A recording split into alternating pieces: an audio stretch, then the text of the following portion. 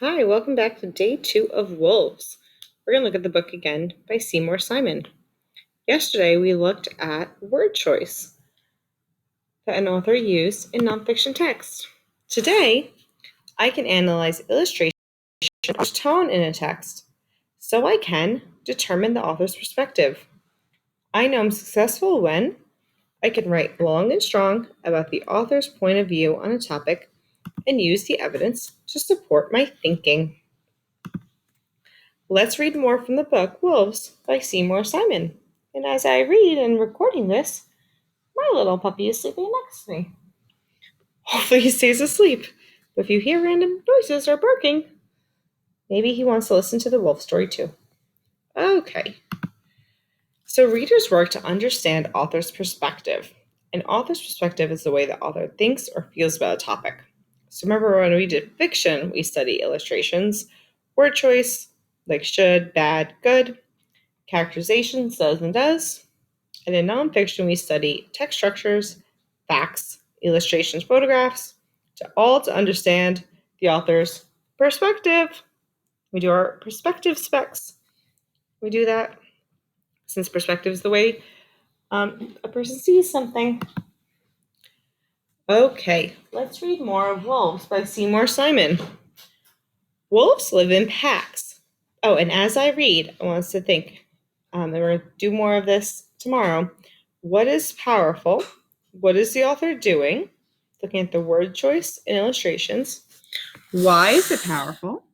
What does it make me see, think, feel about wolves? And what is the author's perspective using our clues as detectives? Wolves live in packs, but that's just a name for a family of wolves.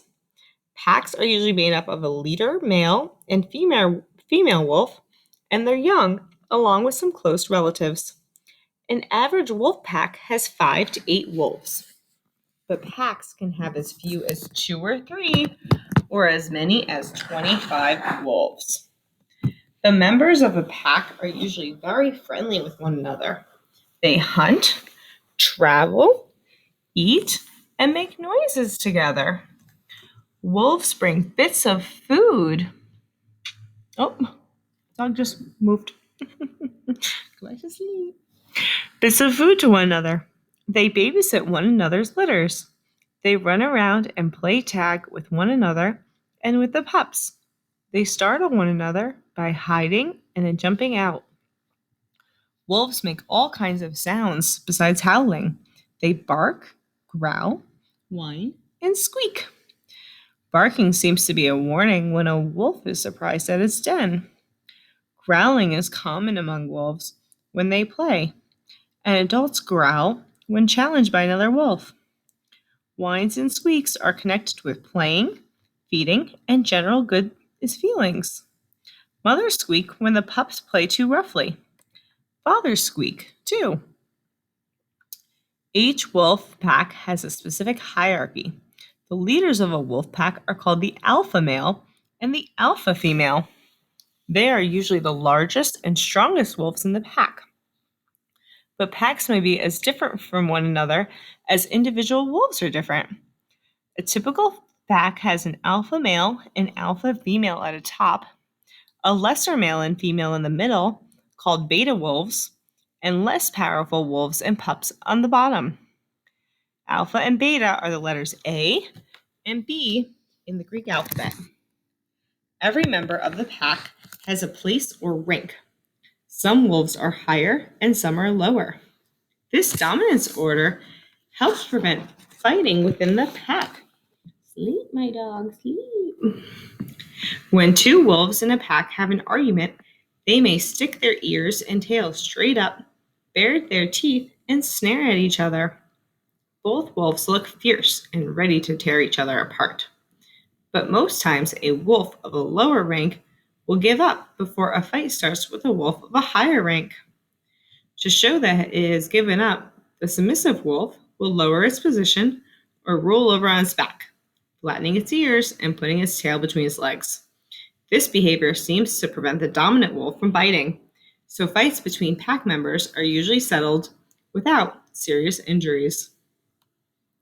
I'm looking at the illustration or the photograph. and thinking, what is powerful of that picture?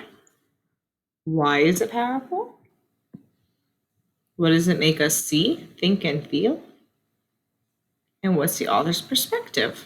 Using our clues as detectives. 200 years ago, there were many thousands of wolves across much of the northern hemisphere.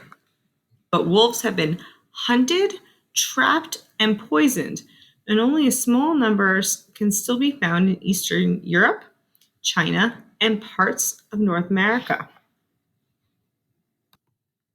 Henry David Thoreau, an American naturalist, once wrote, "In wilderness is the preservation of the world." In 1995, conservationists reintroduced wolves into Yellowstone National Park in Wyoming. Some people saw this as a threat to their livestock and even to themselves. After being absent from the park for nearly 70 years, wolves are thriving again where they roamed free in the past. The fate of the wolf is up to us and our continued willingness to share the earth with wild animals. Looking at the word choice and the photographs, thinking, what is powerful? What is the author doing? Get word choice. Why is it powerful? What does it make us see, think, feel about wolves? And what is the author's perspective, using clues as detectives? Okay. Now what I'd like you to do is you're going to read independently, and you can do a your choice read or a wolf Padlet. As you read, I mean, think, what is the author's perspective in the book you are reading? Aroo!